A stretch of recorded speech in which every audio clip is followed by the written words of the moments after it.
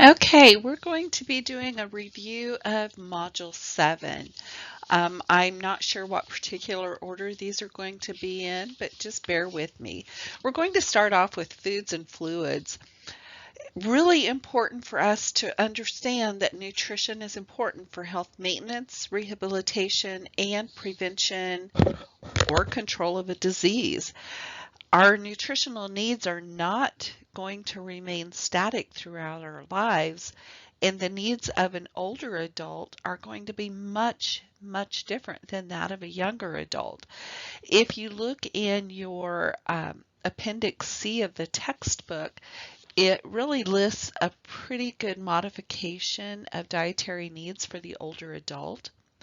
It's also important for you to be familiar with the different types of nutrition that's out there, including the carbohydrates, the proteins, the fats, vitamins, minerals.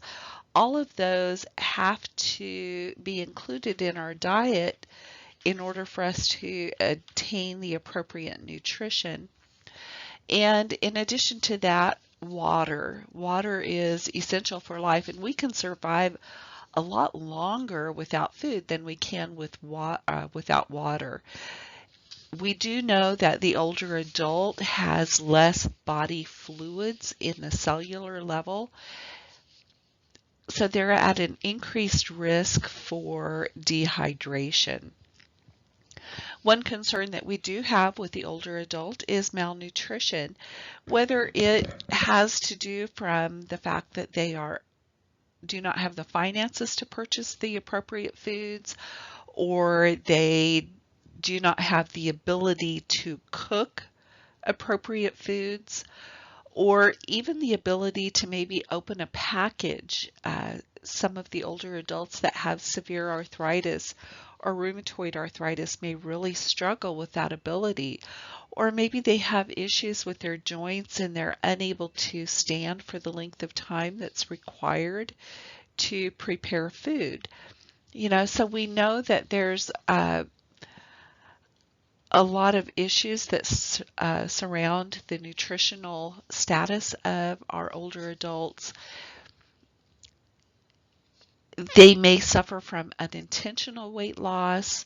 Symptoms of that, of course, can be uh, looking very frail and very thin, but they can also have the lightheadedness and disorientation or lethargy. Maybe the medications they're on or the disease process itself causes a loss of appetite. Or let's consider someone that has COPD. It takes a lot of energy to breathe, and they just don't have the energy not only to prepare their food, but to also potentially eat their food because it just takes too much energy. With social risk factors, we're looking at depression is a big issue in uh, being able to eat. It really messes with the appetite. If a client is in an institution, they are in a facility, maybe they don't like the food that's being cooked, or it just does not have enough flavor or the texture. Maybe they're being fed by someone else. We also have the social considerations to consider. There's a lot of cultural issues with food that people need to consider when they are talking about nutritional status of the older adult. There's some people that are going to be at risk for altered nutrition, and we need to be able to identify these people. They potentially are um, those that have the appetite changes, they have an issue with the nutritional intake. The healthy foods cost a lot of money, so it might be cheaper to get some of those more unhealthy foods just so they have something to eat. Again, the social and cultural factors factor into that, but the gain is going to be able to keep their weight at an ideal level. We may need to assist the client in attaining such services as Meals on Wheels or food stamps. Maybe they need someone that will help with the shopping. They just can't drive anymore. They can't get to a place to purchase the proper food. Maybe we need to get someone involved in helping with that. We also need to look at the altered fluid volume. Once again, these older adults have either an inadequate fluid intake or an excessive loss of fluids, topped with the fact that as we get older, we do have fewer fluids in our at the cellular level. Excuse me. So we can have the fluid volume overload. We don't see that as often as we do the dehydration. The fluid volume overload are going to be more of the issues with the heart because we have inadequate perfusion. So we're looking for edema. We're listening for those crackles in the lungs, gurgling sounds with respirations, maybe their weight gain, even behavioral changes. With dehydration, of course, older adults not only have the decreased fluid at the cellular level, they also have that decreased thirst sensation and decreased effectiveness of the kidney to concentrate urine, topped with the hormonal changes. Maybe their fluid loss has to do with medications. So usually there's going to be 3 groups in this fluid volume deficit. We have people that don't drink enough, people who won't drink enough, or people who are unable to drink enough. So this can lead to several different issues with that dry mucous membranes, the decreased skin turgor, the weight loss, sunken eyes. We may also see a lot of weakness.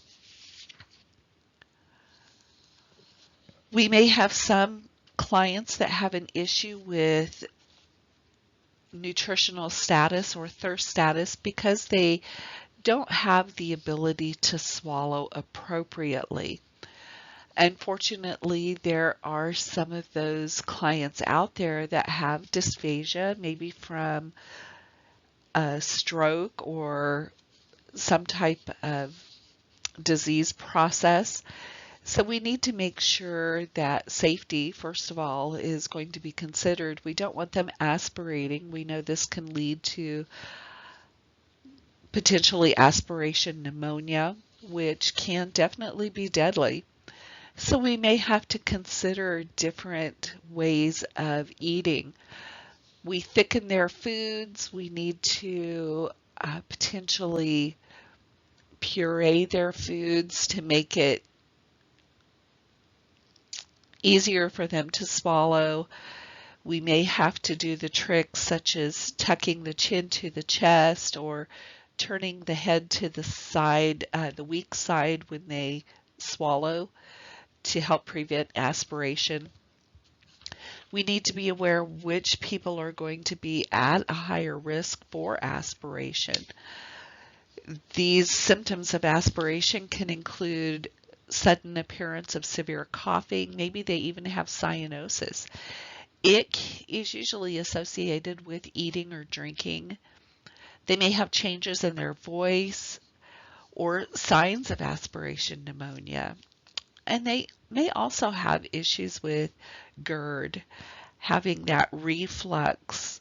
That reflux isn't necessarily restricted to just above the esophageal sphincter. Sometimes it can reflux all the way up to the back of the throat, and then that can cause the aspiration. So as far as nutrition, those are some things that we really need to consider with our older adults. And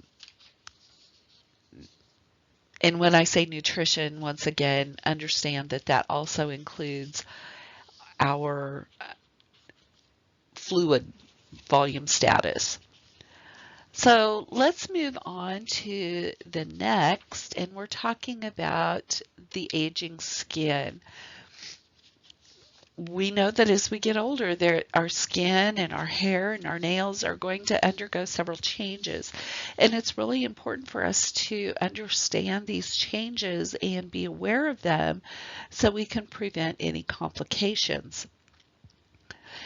As we get older, that epidermal layer is going to get thinner and the subcutaneous tissue will get uh, less and less. So it increases the risk for traumatic injuries such as skin tears. So we need to be very careful in the way we handle the older adult. Some medications can also make the skin more fragile. One that comes to mind off of the top of my head is our steroids. We have a decreased sebaceous secretions and circulatory changes that causes the skin to get really dry as we age. We lose the ability to perceive sensations to the extent that we did as a younger adult. These skin issues can lead to a decreased quality of life, so we have to try and prevent problems or at least recognize these issues so we can help resolve skin issues quickly. We know that as we get older that our hair is going to start losing its pigmentation, so it changes color, it's going to get lighter, it may get completely white or gray. It also becomes thinner. We have a decreased distribution of hair, especially under the arms, on the extremities, and in the pubic area, while in postmenopausal women, we start seeing some hair growth on the face, especially around the chin and the upper lip. Eyebrows get longer and bushier. That also happens in the nares and the ears. Our nails, not only our fingernails, but our toenails, they grow slower. They can either become thinner or thicker, but they also become brittle and they can become discolored. Very important for us to know what to do for dry skin. That's one of the most common problems of the aging person, and that can result in pruritus. It itches horribly, so that leads to increased risk of skin impairment. We recommend bathing less frequently, using warm, not hot water, using those moisturizing soaps and lotions, making sure they stay well hydrated, and also humidifiers. Keep that air moist so it doesn't dry the skin out. With older adults that live in communities such as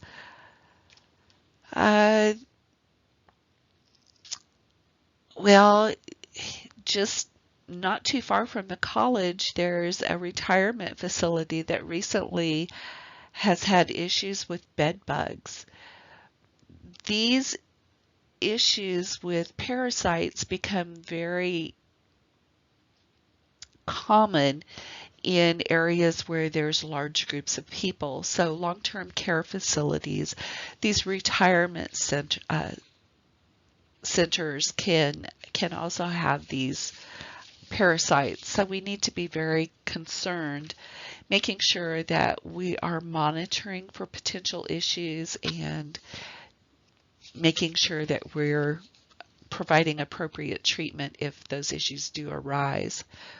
We know that with our skin, pigmentation is also going to happen. We start seeing some lightening of the skin, but we do see some issues called rosacea. We also see changes in the size or pigmentation of moles, and those we have to be very conscientious of because it can indicate a precancerous or cancerous condition. Again, the issue with tissue integrity, the skin is much thinner, so it takes less force to cause an injury such as a skin tear. The skin tear or abrasions or lacerations, and even the pressure injuries can all result from friction or that shearing force, prolonged moisture on the skin, and pressure. We need to be aware of how to assess for and prevent pressure injuries in those people who have decreased mobility, maybe using one of the tools that are available to assess their risk factors. Again, the hair is going to become thinner. It's going to become more sparse in most areas. Men tend to lose more hair than women do, although there are some men that will retain their full head of hair throughout their life. Just again, be aware that a lot of times it does become thinner. As far as the feet are concerned, it becomes more of an issue for the older adult to get to their feet to trim their nails. They don't even inspect their feet very well. They just don't bend that way anymore. So they may require someone else to take care of them. Foot inspection should be done on a regular basis because severe problems can occur before anyone is even aware of them, especially in those clients that are diabetic. Some other issues that we see, the nails, we may have that hyperkeratosis where the toenails get really thick and hard. So that creates another difficulty. If the older adult is able to get to their nails, they may not have the strength in their hands to be able to clip their nails. So again, they may require some regular foot care. Other foot problems include those corns or calluses, bunions. A lot of these are due to years of wearing poorly fitted footwear. Back when some of our older adults were younger, they wore a lot of hand-me-downs for the simple fact that finances were an issue. They could not afford to go out and buy new shoes every time someone outgrew them. So they were wearing hand-me-downs and they perhaps fitted very poorly. So when we're looking at the altered skin integrity, our goals are going to help prevent any impairment to the skin. We need to be very conscientious about making sure that they're being moved appropriately, that those clients who have restricted mobility are not staying in one place for too long, so we're repositioning them, making sure that they're getting appropriate nutrition and hydration, making sure that hygiene is being addressed, and providing appropriate foot care would be very important. I know working in a long-term care facility as a wound care nurse, we had probably every month we had a podiatrist that came in to do foot care on our clients. And Medicare does pay for some of that, not on a monthly basis, but maybe every other month. We also need to be aware of potential issues with mucous membranes, especially in the mouth. Dental caries can be a big issue in the older adult. They don't see the dentist on a routine basis, so they may have some tooth decay or loose teeth or maybe even lost teeth. If they have periodontal disease, this can also come about from accumulation of food and plaque. But if they don't have good dental care, it can also affect their nutritional status. We need to look at the issue of potential dentures. If they do have dentures, we need to make certain that they fit appropriately. If they have lost a lot of weight or gained a lot of weight, they may not fit well, and it requires a change in their dentures or an adjustment to make them fit a little better. Older adults may also suffer from xerostomia, which is that dry mouth. Sometimes it's from diseases, sometimes it's from inadequate hydration, and some of it is just age related. It does promote tooth decay and can also alter the sense of taste. So not only do we have issues going on in the mouth with potential nutritional status, but we also have the problem of they can't taste it. So it's hard to eat when you can't taste the food that you're eating. We also need to be aware of potential oral cancers that can cause issues. There are some alcohol and tobacco related problems. They can really harm the mucous membrane. There are some older adults out there that routinely drink alcohol, and it can be very irritating and drying to the mucous membranes. And tobacco, no matter how it's taken, can increase the risk for oral cancer. And of course, neurologically, if they've had a stroke, they may not be able to swallow appropriately. They may not be able to manipulate the equipment needed for oral hygiene or even to be able to feed themselves. There are other diseases such as arthritis that may make it difficult for them to open their mouths. So once again, having that issue with being able to take appropriate nutrition in addition to appropriate oral hygiene. So the next topic that we're going to talk about is going to be sleep and rest for the older adult. This is another big issue. As we get older, we have to be aware that our sleep patterns can change as we get older.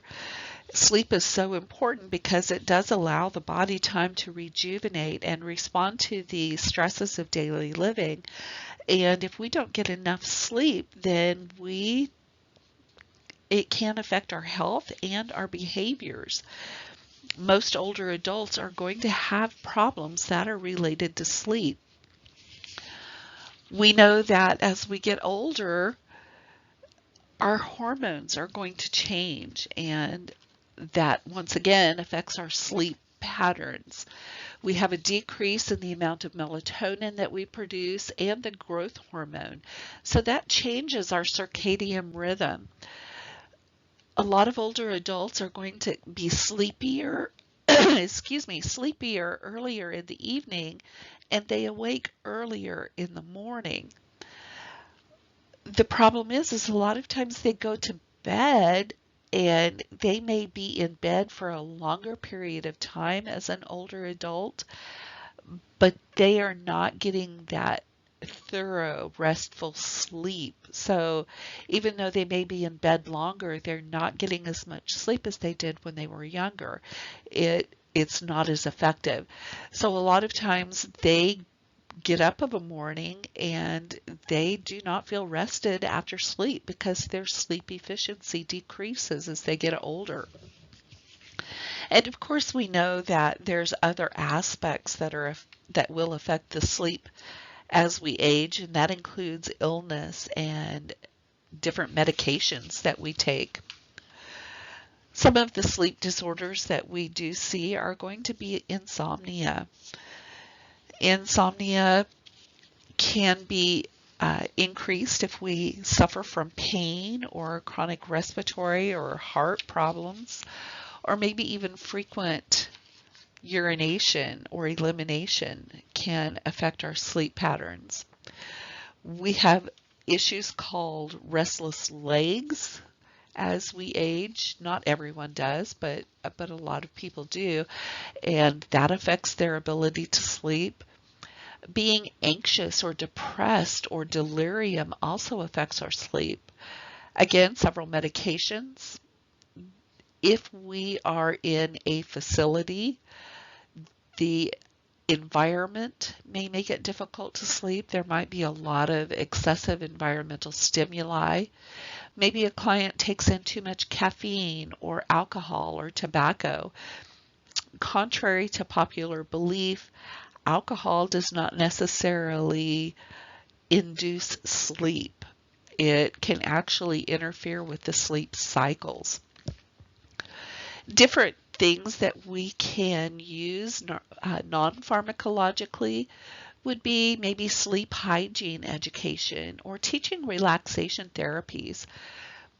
We also have the cognitive behavioral therapy or encouraging more exercise during the day so the body is more tired and can benefit more from the sleep. With pharmacological, sometimes those antihistamines, diphenhydramine is often used as a sleeping pill.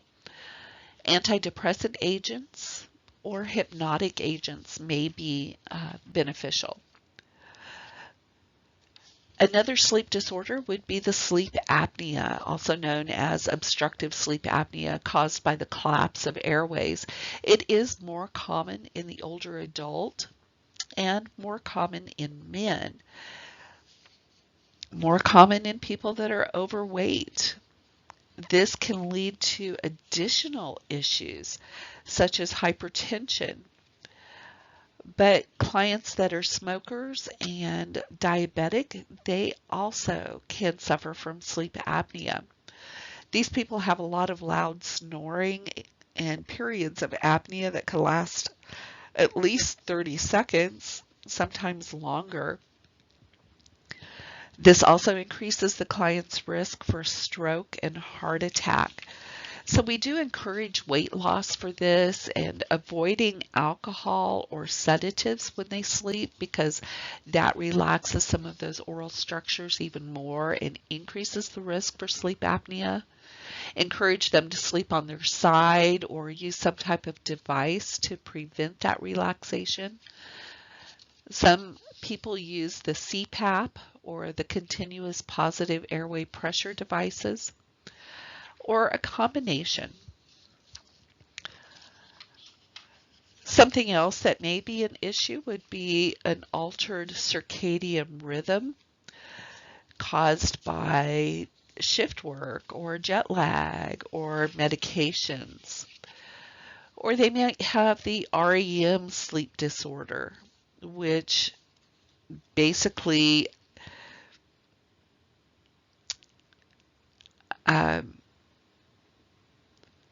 causes a person to have abnormal muscle activity during their sleep, causing them to thrash about in bed or fall out of bed or jumping in their sleep.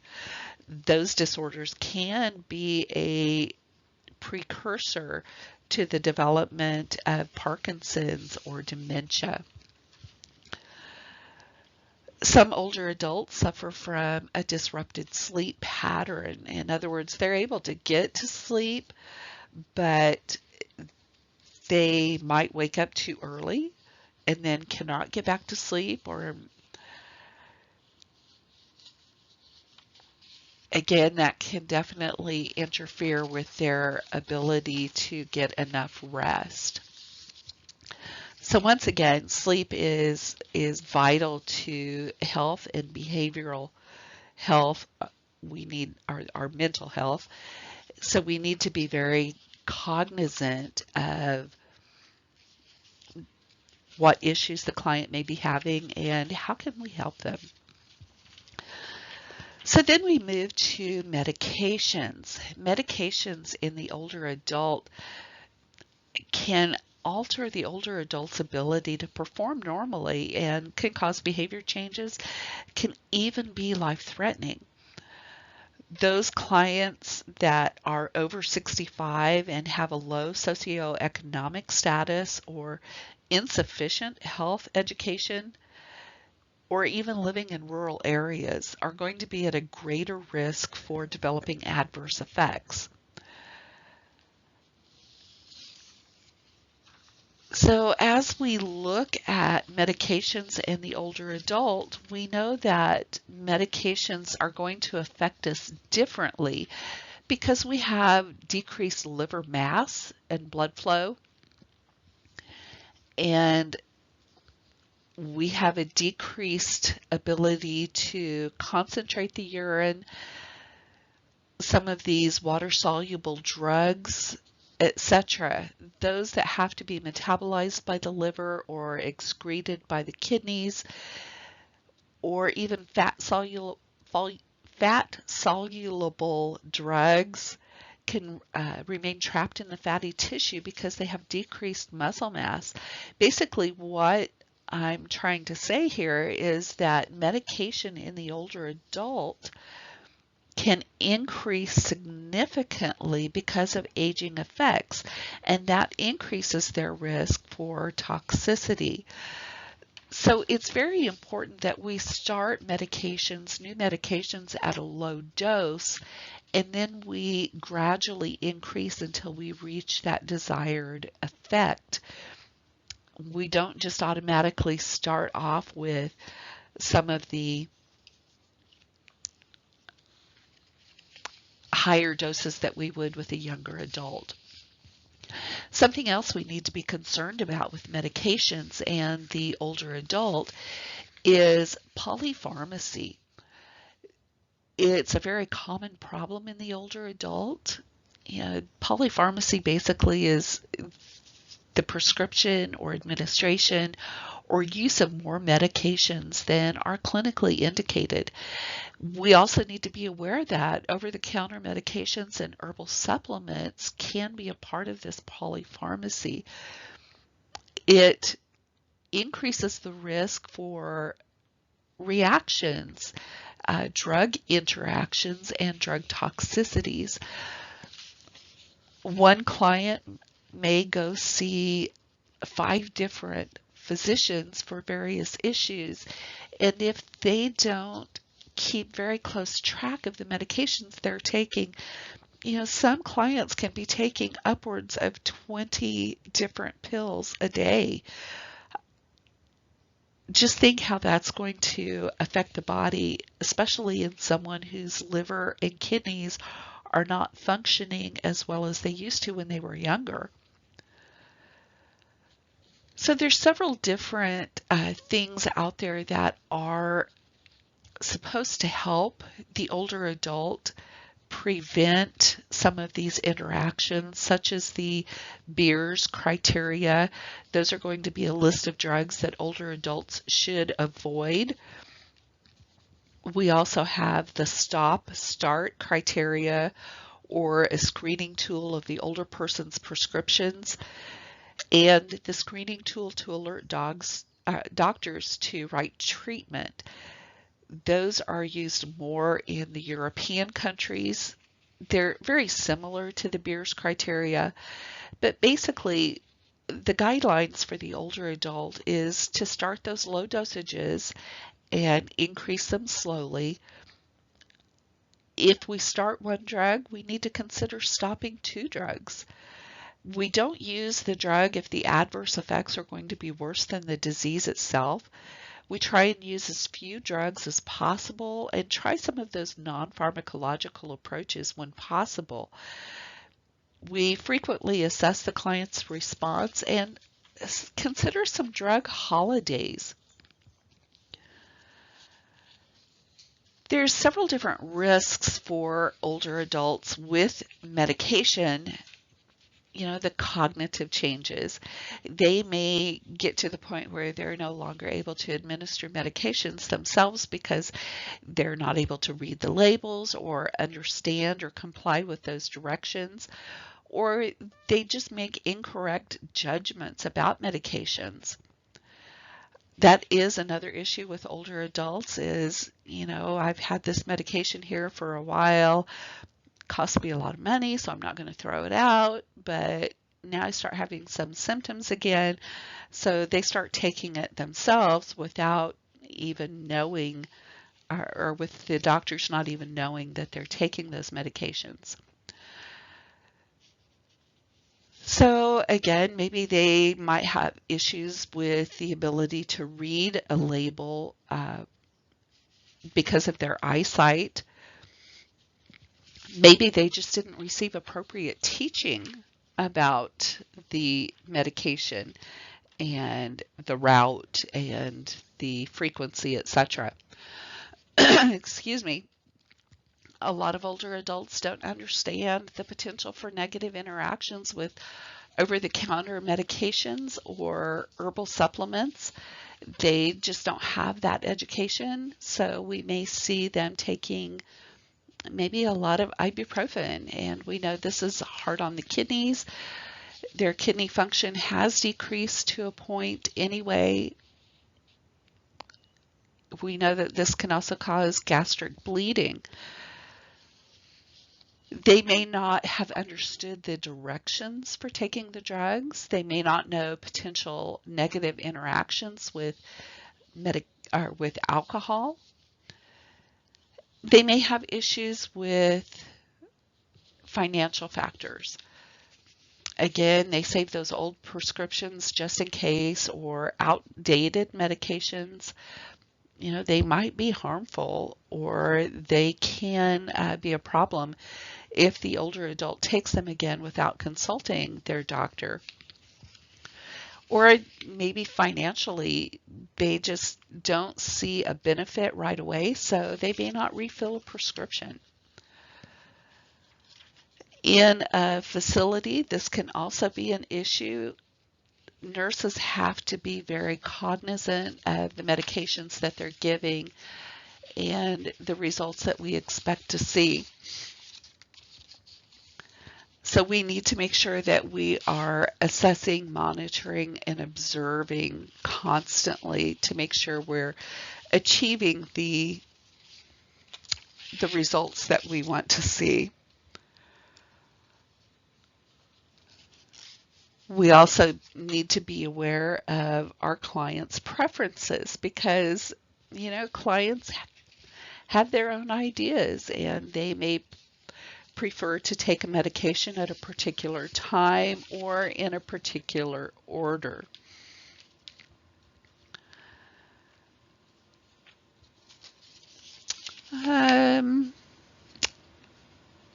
We do need to be aware that adults, even in institutions, have the right, if they are physically capable and they are cognizant, they have the right to self-medicate. They can take medications on their own as long as it's stored safely, they can read it appropriately, they're taking it the right way, etc. It does require a lot of teaching on behalf of the healthcare staff, making sure that they have appropriate information. As far as safety and non-adherence issues, we always need to be aware of the client's limitations, making sure, once again, that we're providing appropriate education and appropriate measures are in place to help ensure their safety. We don't want them to have additional issues because of medications they're taking. So let's move on to the health promotion, health maintenance, and home health considerations. Excuse me. Different health practices that are recommended. We know as we get older that older adults will account for 34% of all healthcare expenditures. There are so many advances in healthcare through different techniques and procedures and medications that our adults are living longer. So it places us an extreme burden on Medicare to be able to appropriately take care of the older adult population. So Medicare has started paying for a lot of preventative type procedures, such as education or screenings. Excuse me. We need to educate on an appropriate diet. Older adults need to know how to read the food labels, being able to interpret them to be able to fit their particular dietary needs. For example, if they need to be on a low sodium diet, understanding what that label actually means. We need to encourage exercise. Again, a great preventative because it can help keep the joints flexible, help the older adult maintain muscle mass. This is going to also decrease the incidence of falls. It helps control their blood glucose levels and their weight, and also promotes a sense of well-being. So it decreases the risk of depression. The important thing about exercise is it just needs to be 30 minutes of continuous activity. And the type and duration of exercise will vary from person to person. They may not be able to do something that the person next to them can do, but they can do something different. The older adult, even if they have smoked their entire life, can still repair some of that damage once smoking is discontinued. It can be difficult, but there's a lot of aids out there to help smokers quit. And we know what tobacco can do to the body. It does increase the risk of so many different problems.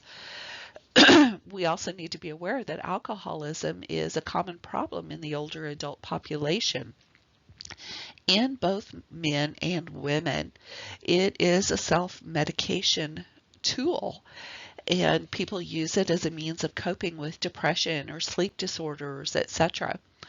Although a glass of wine or beer can be used to help stimulate the appetite. We need to make sure the older adult undergoes a physical examination at least once a year, and more often if it's known that health problems do exist. If we can catch problems before they become more serious, we can prevent significant financial issues, significant health issues.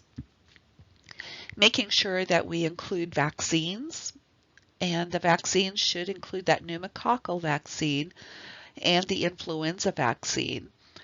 Tetanus, diphtheria, pertussis, or the DPT or TDP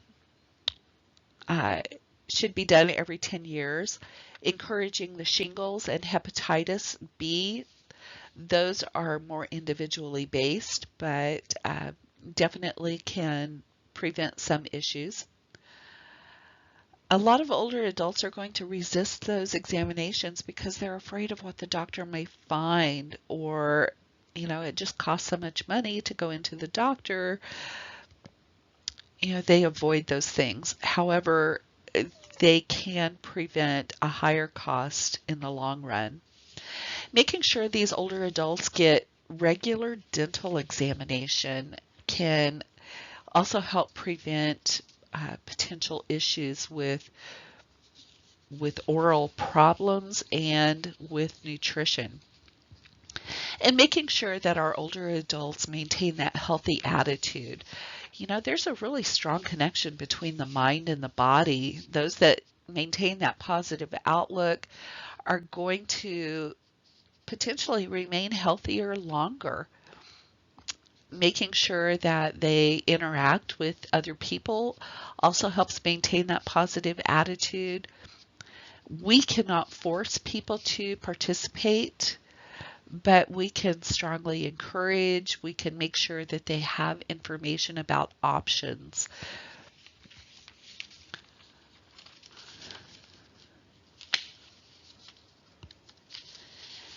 Then we look at different factors that can promote or affect the health promotion and maintenance. Once again, keeping those perceptions, making sure they have appropriate education, regarding hygiene practices and nutrition, exercise, all of those things that I have talked about. it can be really difficult to change a person's lifetime health practice, but we still need to encourage proper health practices. We also need to be aware that religious beliefs and cultural beliefs can interfere with good health practices, but at the same time, they can also promote good health practices. Some religions will teach that illness is a punishment for sins, so they may not feel like they deserve to have good health, and for that reason may not seek health care. But we need to make sure that we're doing our part. As far as cultural, understand that there's a lot of home remedies that are common in a variety of cultures that can actually be harmful to the client. So we need to be very aware there, in addition to food preparation and selection of foods. Making sure that client has knowledge. Knowledge is honestly the key. Help people with mobility issues, making sure that they're able to get out and about or to at least perform their ADLs. We want them to do as much as possible. A client's perception of aging also will affect their health status. As long as they have good health and good practices early in life, that usually means that later in life those will continue. But there's a lot of clients out there that perceive a decline in health as they get older as being normal. So they don't do much to prevent loss of function. They just accept those changes as being part of old age. However, that is not necessarily what life has to be.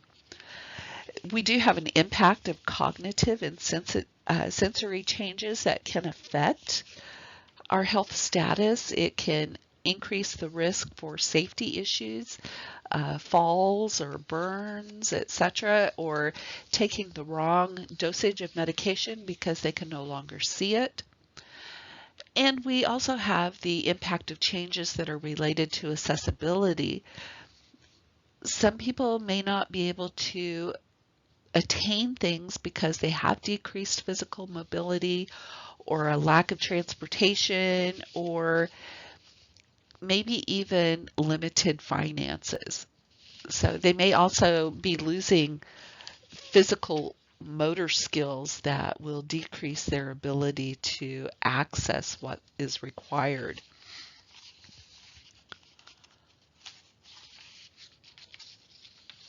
So those people that have inadequate health maintenance, very important for us to perform an appropriate assessment, determine what the issues are, and involve other people if necessary, such as social services or different resources, maybe even just visiting with the family to let them know what some concerns are so we can move forward.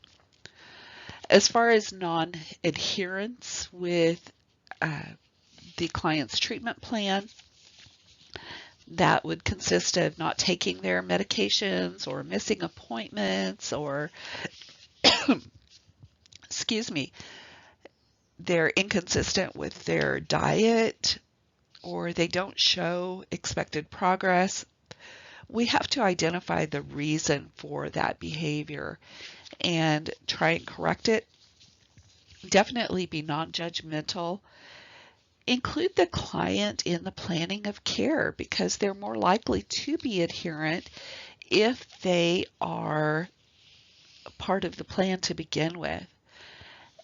And we always, always, always have to understand that clients have the right to refuse treatment. They can make those decisions, and we have to accept them and support them. So the last topic for Module 7 is going to be safety issues. We know that a lot, thousands of people die from unintentional injuries, mostly because of falls, but we have some issues with choking or burns or automobile accidents or temperature extremes. We have issues with internal risk factors. Maybe they're no longer able to see or hear appropriately, or they have a decreased ability to sense stimuli, whether it's smell or taste, or cognitively they have the reduced ability to recognize or process information. Maybe they have decreased mobility or flexibility or strength. We definitely, as we age, have a decreased reaction time. Changes in our ambulation gait or ability to lift the feet. Changes in our balance or postural changes, maybe from osteoporosis. We also have those comorbidities with the heart or nervous system or musculoskeletal system.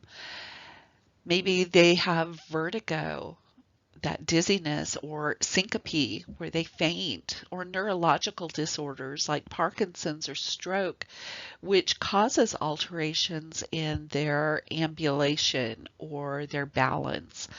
Arthritis, again, the osteoporosis, if they do fall, then that may definitely increase their ability to avoid a fracture.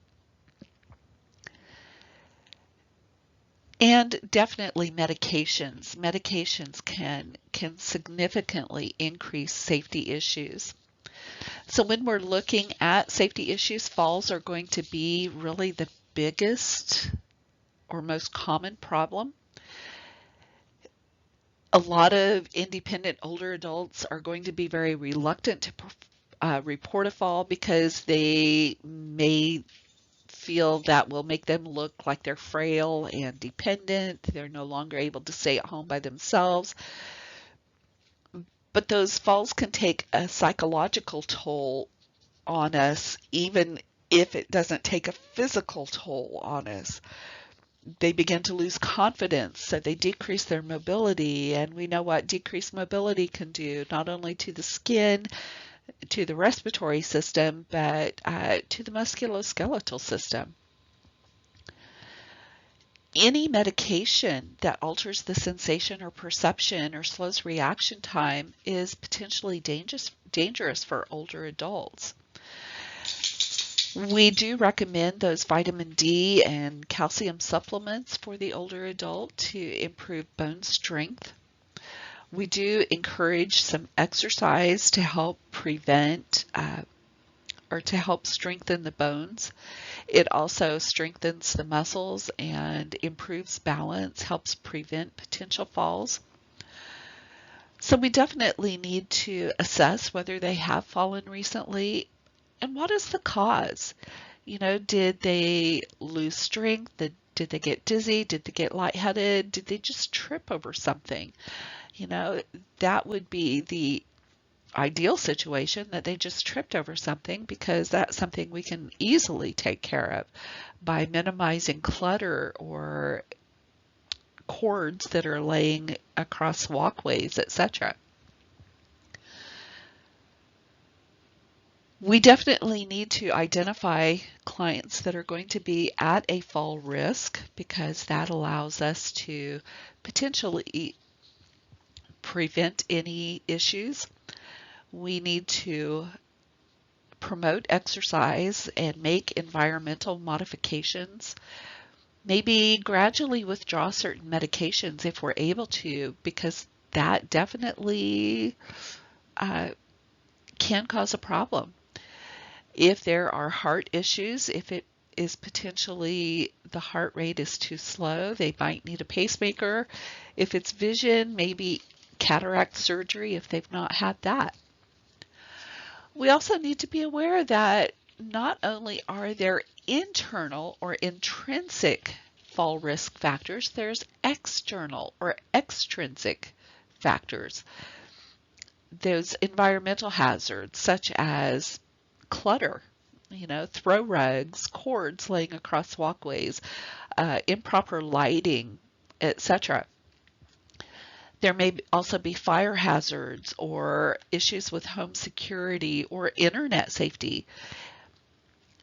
The older adult that's still able to drive may have some visual deficits or hearing deficits, and we know that they have decreased reaction time, so vehicular accidents. They have decreased sensation, so thermal hazards can also be something that we have to consider. Looking at all of those different issues. With thermoregulation, we understand the client has or they don't have the ability to maintain their body temperature in a safe range as well as they did when they were younger. They don't respond. Their body temperature is going to lower naturally. So they may not be able to handle being out in the cold as well as they did when they were older.